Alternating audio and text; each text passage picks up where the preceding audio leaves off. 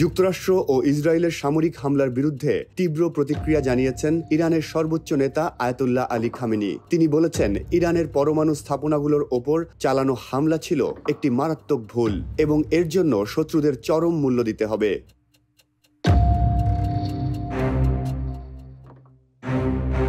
এক্সে পোস্ট করা এক বার্তায় খামেনি লেখেন, জায়নবাদী শত্রুরা এখনই তাদের অপরাধের শাস্তি পাচ্ছে।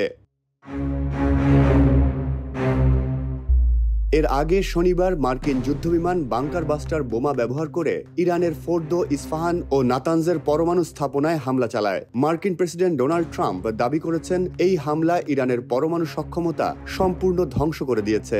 যদিও আন্তর্জাতিক পরমাণু সংস্থা জানিয়েছে, ক্ষয়ক্ষতি হলেও প্রকৃত আকার নির্ধারণ করা সম্ভব হয়নি।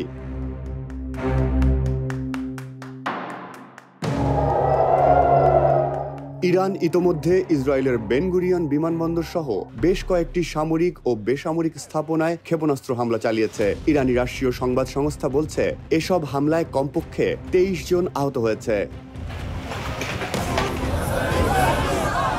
তেহরানের রাস্তায় সাধারণ জনগণ খামেনির ডাকে সাড়া দিয়ে বিক্ষোভে ফেটে পড়ে।